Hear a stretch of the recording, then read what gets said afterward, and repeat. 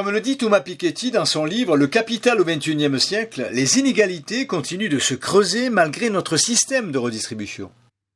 Mais comment se présente ce système ?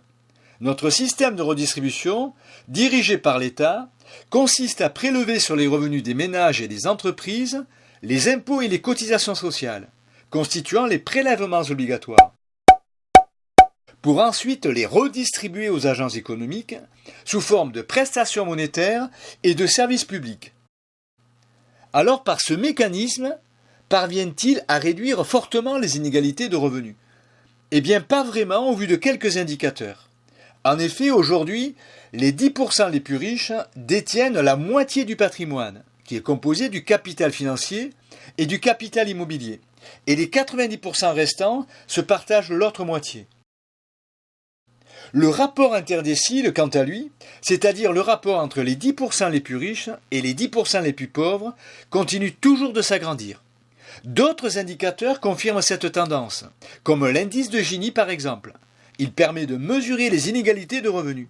Plus il est proche de 0, plus on s'approche d'une égalité des revenus. Et au contraire, plus il est proche de 1, plus les revenus sont inégaux.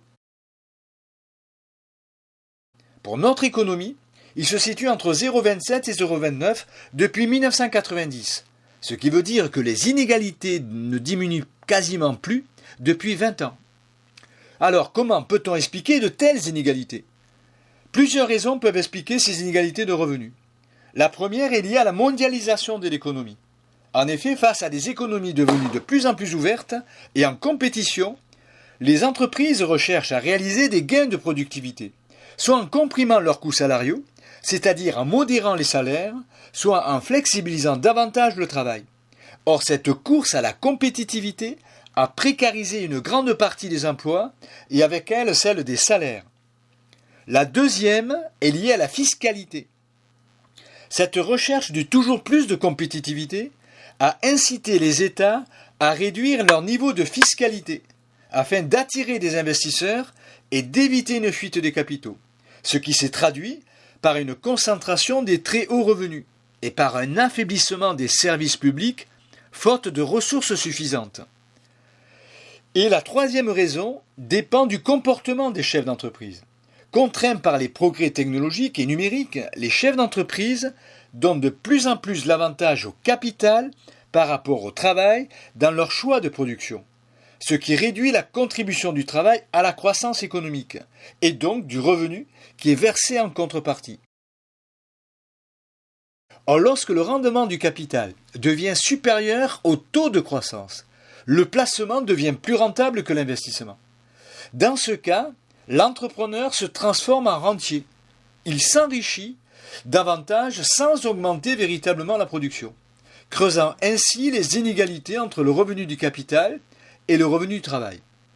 Alors, comment rendre la redistribution plus efficace pour lutter contre les inégalités ?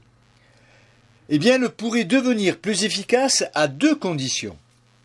Première condition, il serait nécessaire de renforcer la redistribution verticale grâce à une taxation accrue des revenus du capital financier, afin que le rentier redevienne un entrepreneur. Cela relancerait la croissance et permettrait ainsi d'augmenter le niveau des revenus de l'ensemble des salariés. La deuxième condition, eh bien, il faudrait mettre en place une régulation sociale dans la formation des revenus primaires, grâce à une gouvernance partenariale privilégiant autant les revenus des salariés que ceux des actionnaires, ce qui favoriserait une répartition primaire plus équitable entre ces parties prenantes, rendant ainsi notre système de redistribution moins coûteux en prélèvements obligatoires, puisque les inégalités seraient préalablement en partie corrigées avant la redistribution. Une redistribution devenue moins coûteuse éviterait ainsi le déclassement de la classe moyenne, tout en réduisant l'écart entre les plus riches et les plus pauvres.